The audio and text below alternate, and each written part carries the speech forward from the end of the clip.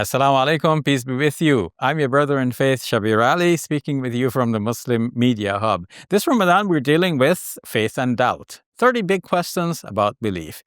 The question for us today is, are we more than just matter? Okay, so we're made up of flesh and bone and, solid physical objects, but are we more than just the physique of our body? And, this is linked to a lot of very important questions. For example, when our bodies die, do we cease to exist? Or is there some spiritual component of us that continues to exist after we die? So how might we tackle this question? There are a number of good reasons for thinking that human beings are more than just simply the materials that make up our physical existence. One such reason is that we have mental imagery that we're capable of. So when we think, for example, if you think of a pink elephant, then that's not a physical object, but you can think of this. You can imagine a pink elephant, though none exists, as far as I know. And you can even close your eyes and imagine that pink elephant in your mind's eye, and even though it is no longer there. So that pink elephant cannot be found in your brain. Like there's no pinkness in your brain. It's all gray matter. So where is that pink elephant that you're thinking about? It's somewhere in you, but and in your mind, but it's not in the brain. So that's an interesting observation, that we have this kind of sensory perception that is not so easy to credit to the brain. Of course, people might explain this and say, well, this is due to functions in your neurological system and so on, that your mind is product of your brain and so on. But so far, let's see the arguments one after another, and you will see that there is a conglomerate of arguments which go all pointing to in the same direction to show that the human beings are more than just simply matter. Now, a second argument would be that human beings go through changes every day. The cells in our bodies are constantly changing, to the extent that after 7 years, almost all of the cells of our bodies have changed. A few things remain, like some cells in our eyes, some cells in our brain, but most of our bodies have been replaced in 7 years. But we still have a sense of continuity. We have a sense that it is I am the same person from beginning to end, from my childhood all the way to my old age. So where is this sense of continuity if the body changes and we don't have the same body anymore? So this sense of identity, that identity has to be linked to apparently a non-physical aspect of us, and that is what in religious terms we call the soul or the spirit. Third, there is a sense of moral accountability for our actions. Now, if we were just simply material beings with no spiritual side, then how would we account for this morality that we sense? Because in that case, we would just simply be the result of a blind process of evolution that created us the way we are.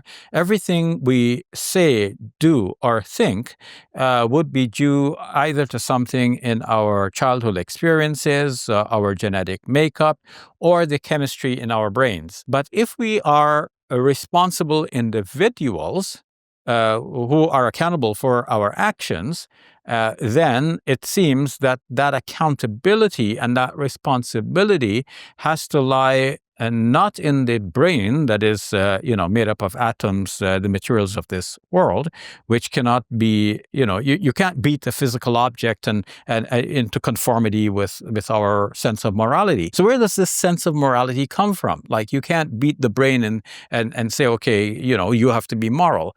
But there is an individual that we can hold accountable for his or her actions. So who is that individual? The individual is not the brain. It's not the physical body. But it is that self, that sense of self that we experience ourselves to be, and that we expect other people to experience themselves to be. And just as we hold ourselves morally responsible as individuals, we expect the other person to be held morally responsible as well. But it's not the physical person that is morally responsible. It is that self that we're calling soul or spirit in religious terms, and that self is not necessarily the brain. We have all of these arguments going to show that human beings are more than just matter. Some philosophers have written books about this. For example, Keith Ward has written a book closely conforming to the topic of our question here, Are We Just Matter, or More Than Matter? That's the title of his book by Keith Ward, a British philosopher.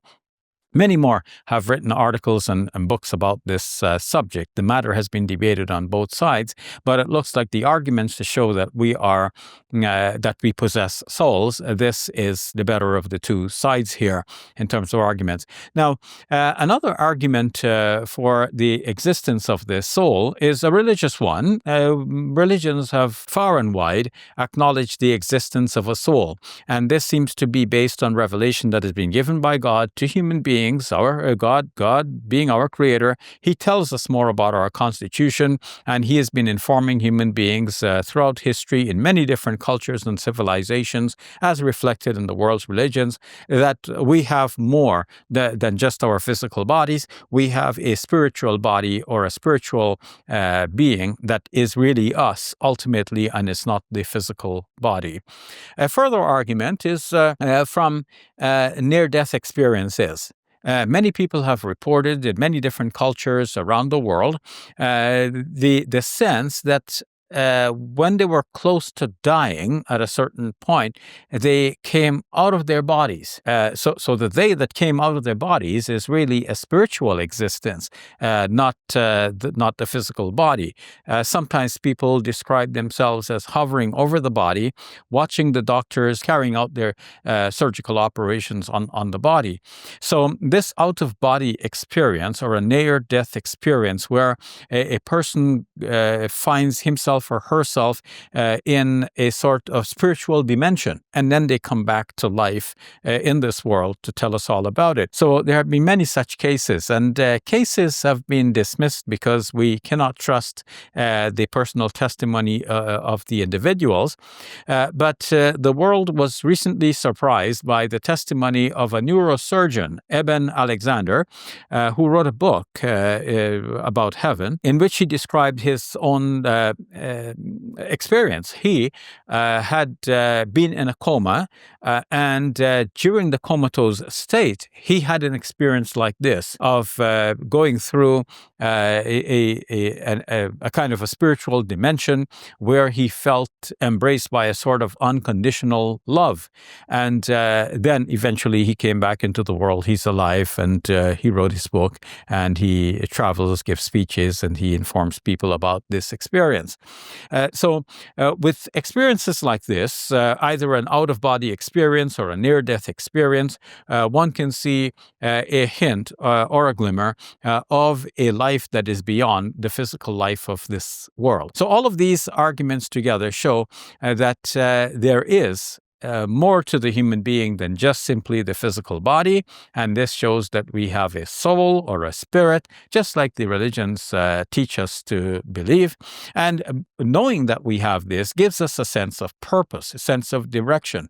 If we were all just simply matter, then we wouldn't matter in the end, because it would mean that we are no better than any of the creatures among us. If we think about who is more successful at survival, probably ants are better than human beings in that way, because there are more ants than human beings. And if we consider human beings to be only simply matter, then we would not be any more worthy of being uncaged than, let's say, one of the caged animals in a zoo. Not that animals should be kept in cages in zoos. People have long felt, yeah, you can keep animals in cages in zoos, but you dare not keep a human being in a cage in a zoo. Why is the difference? We recognize that human beings are qualitatively different. It's not just simply a degree of difference, but there's a whole new entity that we have here. What makes the human being a whole new entity? It's not the physical body which we share with, and we have, so many percentages of genes with chimpanzees and other primates. So it's not just simply the physical body that makes us different. What makes us different on the whole is the spiritual aspect of our being. We have, as human beings, achieved such a spiritual height that we refer to as the soul or the spirit that makes us qualitatively different from the animals, and we all have that sense that we cannot cage a human being, though perhaps one might cage a bird or an animal. To bring this all into perspective, finally, as human beings recognize themselves to be souls and spirits, they recognize themselves to have something in common with our Creator, who is conceived of to be as a spirit being in Christianity, and in Islamic terms, he is conceived of as being the Creator of all spirits. But we think of him not in material terms, and when we think of the spirit and the soul as not being in material terms, we can feel here that we have something not only in common with God, but some aspect of us that can actually unite with God in the life hereafter, after our physical bodies perish. We now have a sense of purpose and direction in life. We realize that we're not just simply like the animals who will live and die and whose bodies will rot, but we realize that something of us will survive. And from a scientific and materialistic point of view, one would not see something that is survivable after death. One would say that the human mind is there linked to the human brain. When the brain shuts down, the mind shuts down. But from a religious point of view, we can say that after the brain shuts down, the human consciousness, which might have been connected with the brain previously, not only might have been, but was connected with the brain previously, would now be freed like a bird from its cage. This human person would now be free to roam about away from the human body. Yes, that mind was based on the human brain previously, but God has the power to free that mind from the human brain and give it an independent existence, and that is what we refer to as the soul or as the spirit. So, are we more than just matter? Absolutely. One can argue the matter both ways, but the arguments to show that we do have a soul, that we do have a spirit, that we are souls and spirits, these arguments outweigh the arguments against them. So thank you for watching. I'm your brother in faith, Shabir Ally, signing off from the Muslim Media Hub. Join me again tomorrow when we'll deal with another one of the big questions, and that is, why do some prayers go unanswered? Talk to you tomorrow. Peace be with you. Assalamu alaikum. Did you realize that most people have never stepped into a mosque or opened the Quran? What they know about Islam is what they hear in the media. Let's make sure that they hear the truth. This Ramadan, support Muslim Media Hub so we can get the message across to the nations. Your donations are zakat eligible and tax deductible. To donate, go to muslimmediahub.com.